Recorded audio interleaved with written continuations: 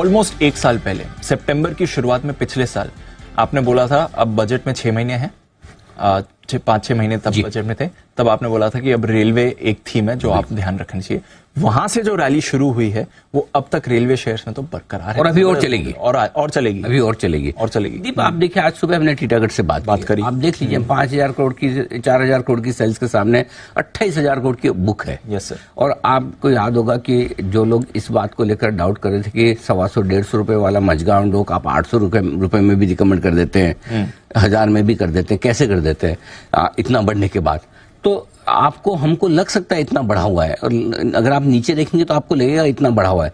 लेकिन आप ये सोचिए कौन सा ऐसा सेक्टर है, कौन सी ऐसी कंपनियां गिनती की आपकी उंगलियों पर जिनके पास अगले 5 सालों के लिए, 7 सालों के लिए, 10 साल के लिए काम धंधा हो। बाजार ऊपर नीचे होगा अगले 5 साल में, 10 साल में कई बार होगा, लेकिन उस ऊपर नीचे होने वाले क्रम में आपको मजबूत कंपनियां कौन सी दिखेगी? मजबूत कंपनियां वो दिखेगी जिनके पास आगे आने वाले सालों के लिए काम है। तो इसके वैल्यूशंस को लेकर आप हमेशा क्वेश्चन मार्क कर सकते हैं, वैल्यूशन कम है, ज्यादा है, इतना भागने के बाद महंगे हो गए कर गए। लेकिन जो बड़े इन्वेस्टर्स है, जो फंड्स है, अगर उनको लाइफ टाइम हाई के आसपास किसी कंपनी में 10 से 15% की रेवेन्यू ग्रोथ दिखे, 10 से 15% की अगर उन्हें प्रॉफिट ग्रोथ नजर आए, तो उनके लिए वो सेफ स्टॉक है उस प्राइस में भी, बजाय इसके कि आप 60, 70, 80 और 100 के मल्टीपल के पी मल्टीपल के स्टॉक खरीदें। आपको अब भी 15 और 20 के मल्टीपल पर वो स्टॉक मिल जाते हैं जो 15% की प्रॉफिट और रेवेन्यू ग्रोथ दिखा सकते हैं। तो बुरा क्या है, आप वो क्यों नहीं लेंगे? सही बात है। और इसीलिए फंड्स अभी भी खरीद रहे हैं। हमें लग सकता है कि 50 रुपए वाला टैक्स में कोरेल 150 हो गया, करेक्ट, ये तो इतना भाग गया, या 200-250 रुपए वाला टीटागढ़ वैगन्स आपका 800-900 रुपए हो गया।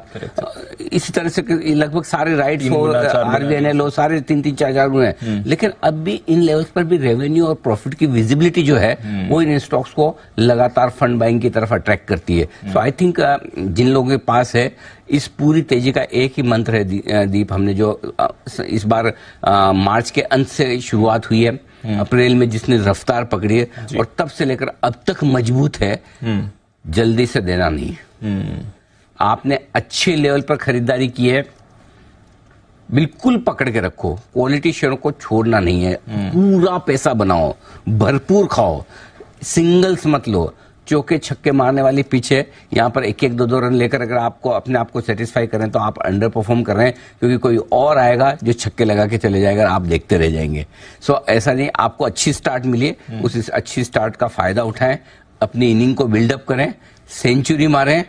और कौन कहता है 2020 में आसानी सेंचुरी नहीं लगती, लगाना चाहें सब लग जाती है। अब तो एक जमाना आएगा दीप, हम देखेंगे कि 2020 में डबल सेंचुरी भी लगेगी। तो इसलिए बिल्कुल लगे रहें, डटे रहें, और रेलवे शेयरों को बिल्कुल भी बेचने की हड़बड़ी और जल्दबाजी ना करें, बिल्कुल भी नहीं, बहुत क्लियर है। चलिए।